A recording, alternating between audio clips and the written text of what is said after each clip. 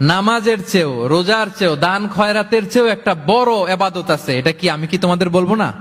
সাহাবারা তো অবাক, নামাজের চেয়েও বড় ইবাদত, রোজার চেয়েও বড়, দানের চেয়েও বড়। ক্বালু বালা ইয়া রাসূলুল্লাহ। সাহাবারা বললেন অবশ্যই হে নবী, হ্যাঁ আপনি বলেন সেটা কি? বিষ্ণু সাল্লাল্লাহু আলাইহি ওয়াসাল্লাম বললেন ইসলাহু যাতিল বাইন, বিবাদমান দুই গ্রুপকে মাঝখান দিয়ে যে মিলিয়ে দেয়া।